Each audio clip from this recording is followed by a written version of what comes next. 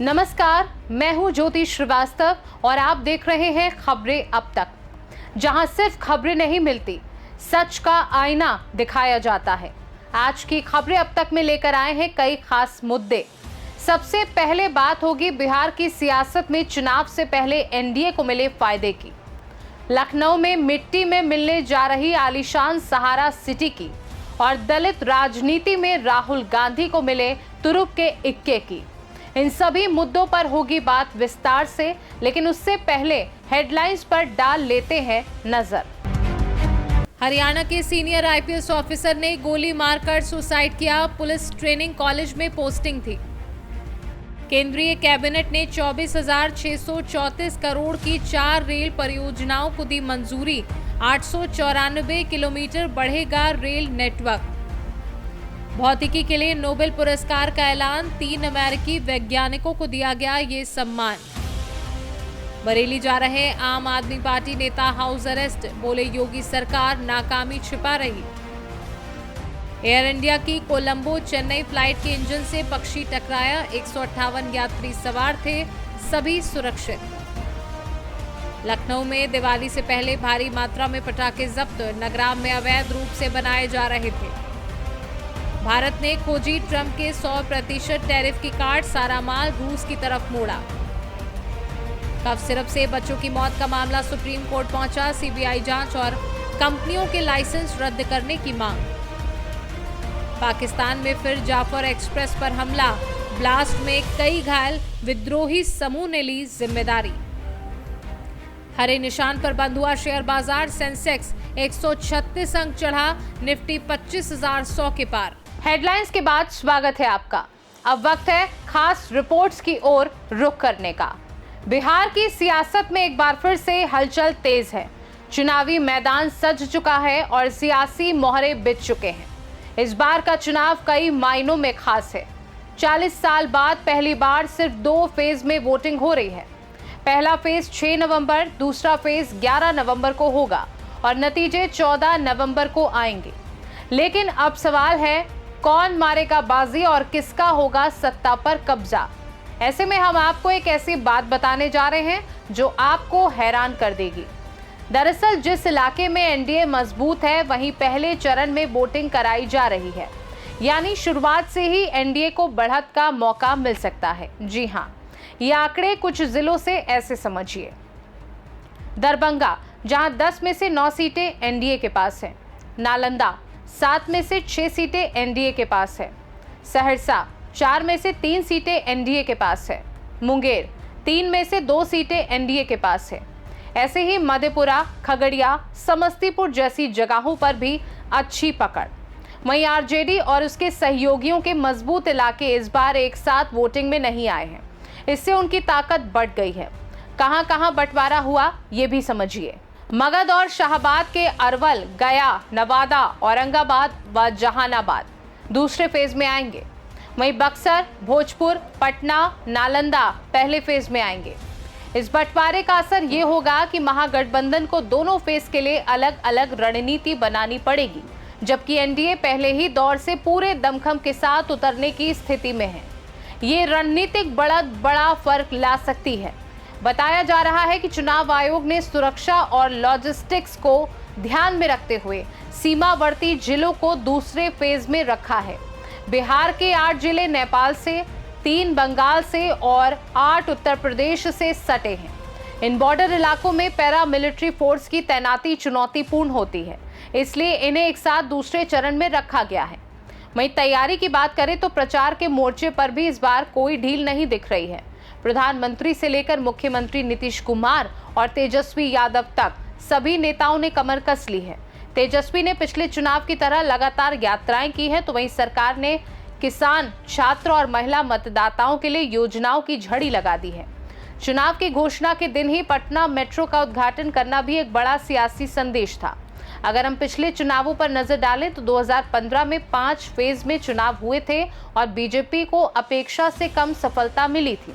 वहीं 2020 में 3 फेज में चुनाव हुए और आरजेडी सबसे बड़ी पार्टी बनकर उभरी। अब जब मुकाबला सिर्फ 2 राउंड में सिमट गया है तो पूरे राज्य में सियासी गर्मी और तेज हो गई है। देखा जाए तो अब सवाल ये है कि क्या एनडीए शुरुआती बढ़त को जीत में बदल पाएगा? क्या महागठबंधन बटे हुए इलाकों में एकजुटता से लड़ पाएगा? और सबसे बड़ा सवाल, बिहार की जनता किसे सत्ता सौंपेगी? जवाब मिलेगा 14 नवंबर को, लेकिन चुनावी रण की गूंज अभी से हर गली नुक्कड़ में सुनाई देने लगी है। फिलहाल इसी के साथ रुक करेंगे अगली रिपोर्ट की ओर। उत्तर प्रदेश की राजधानी लखनऊ में एक लंबे समय से ठहरे एक भू संवेदनशील अध्याय का अब अंतिम पन्ना लिख दिया गया है। गोमती नगर के विपुल खंड में फैले लगभग 170 एकड़ में बसे सहारा शहर पर लखनऊ नगर निगम ने आधिकारिक रूप से कब्जा जमा लिया है। कभी भव्यता, चमक धमक और वीआईपी मेहमानों के स्वागत के लिए मशहूर ये इलाका अब इतिहास बनने की ओर है। नगर निगम की ये सख्त कार्यवाही लीज की शर्तों के उल्लंघन को लेकर की गई है, जिससे सहारा इंडिया का इस भूमि पर 3 दशकों से चला आ रहा स्वामित्व खत्म हो गया है। अब इस जमीन पर बनने जा रहा है एक ऐतिहासिक स्मारक। देश के पूर्व प्रधानमंत्री और भारत रत्न अटल बिहारी वाजपेयी की स्मृति में। साथ ही यहाँ मंत्री आवासों के निर्माण की भी योजना है। लेकिन सोचिए, सहारा शहर कोई आम आवासीय कॉलोनी नहीं थी। ये एक ऐसा सपना था जहां बॉलीवुड की चकाचौंध और राजनीति की गूंज दोनों एक साथ सुनाई देती थी। अंदर बना 200 सीटों वाला प्राइवेट सिनेमा हॉल, जहां फिल्में रिलीज होती थी और दुर्गा पूजा के भव्य आयोजनों में अमिताभ बच्चन, अक्षय कुमार, धर्मेंद्र, मिथुन चक्रवर्ती, गोविंदा जैसे सितारे मेहमान बनकर आते थे। इतना ही नहीं, जब जब कोई वीआईपी मेहमान देश विदेश से आता, वो सीधे सहारा शहर में रुकता था। पूरा इलाका किसी किले की तरह सुरक्षा घेरे में रहता था। लेकिन वक्त ने अब करवट ली और ये जगमगाती बस्ती धीरे धीरे सन्नाटे में तब्दील हो गई। नगर निगम की कार्यवाही के दौरान सबसे मार्मिक दृश्य तब देखने को मिला जब सहारा शहर में कार्यरत कर्मचारी और सुरक्षा कर्मी अपने बकाया वेतन और भविष्य की चिंता में फफक पड़े। महीनों से वेतन ना मिलने की मार झेल चुके ये लोग अब अपने आशियाने और रोजगार दोनों के छिनने से टूट चुके हैं। कार्यवाही के दौरान कुछ कर्मचारियों ने मांग की कि अब भी अंदर रह रहे परिवारों को हटाया जाए। इनमें सहारा प्रमुख सुब्रत रॉय की पत्नी स्वप्ना रॉय का नाम भी सामने आया, जो कुछ समय पहले तक यहीं रहती थी। दरअसल ये कार्यवाही किसी बड़ी वजह से ही की गई है। 1995 में नगर निगम ने सहारा इंडिया को आवासीय विकास के लिए ये जमीन दी थी, लेकिन कंपनी ने ना तो 150 करोड़ रुपए की लीज रकम जमा की और ना ही आवासीय प्रोजेक्ट के वादों को पूरा किया।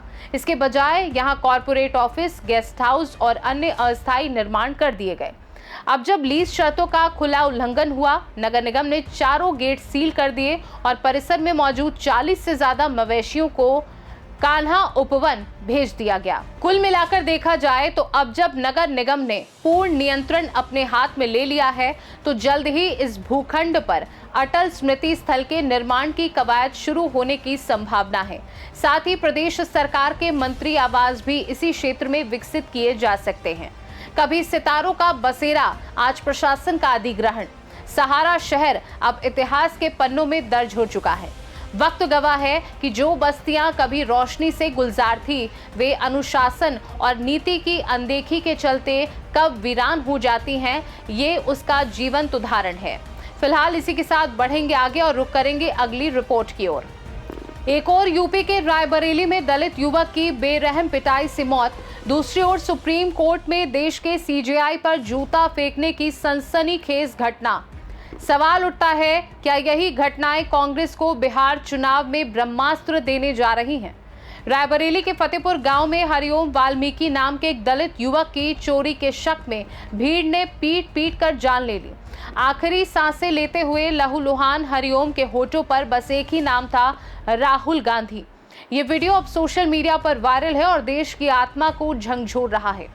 राहुल गांधी ने न सिर्फ हरिओम के पिता से बात की, बल्कि सोशल मीडिया पर एक तीखा बयान जारी करते हुए लिखा, ये सिर्फ हरिओम की हत्या नहीं, इंसानियत, संविधान और न्याय की भी हत्या है। राहुल का आरोप है कि आज देश में दलित, आदिवासी, मुसलमान, पिछड़े और गरीब सभी को सत्ता के संरक्षण में टारगेट किया जा रहा है। संविधान की जगह बुलडोजर और इंसाफ की जगह डर ने ले ली है। वहीं दूसरी तरफ देश की सबसे ऊंची अदालत में सीजेआई वीआर गवई, जो खुद दलित समुदाय से आते हैं, उन पर एक वकील ने जूता फेंक दिया। वकील ने खुद को सनातन धर्म का रक्षक बताया और चीफ जस्टिस की एक टिप्पणी से आहत होकर ये हरकत की। ये सिर्फ कोर्ट की गरिमा पर हमला नहीं बल्कि कहीं गहरे बैठी राजनीतिक असहजता का संकेत है।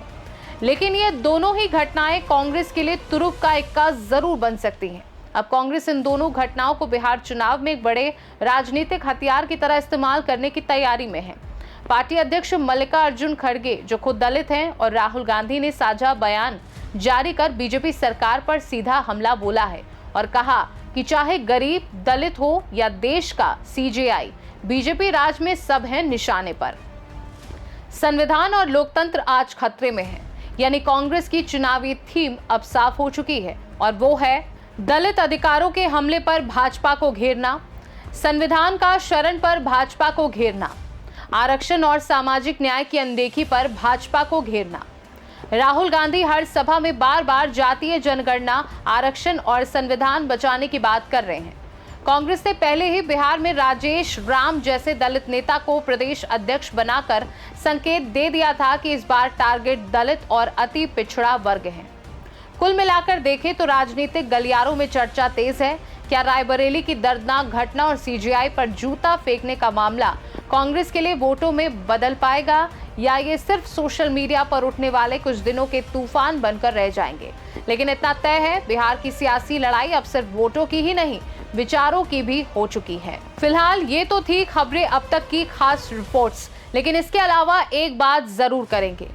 रायबरेली में एक दलित युवक की मौत ने सभी के जमीर को झंझोर दिया है, लेकिन नेताओं की आंखों को आंसू नहीं, बस कैमरे की चमक चाहिए। इस मुद्दे को राजनीति में तौला जरूर जाएगा, ये तय है।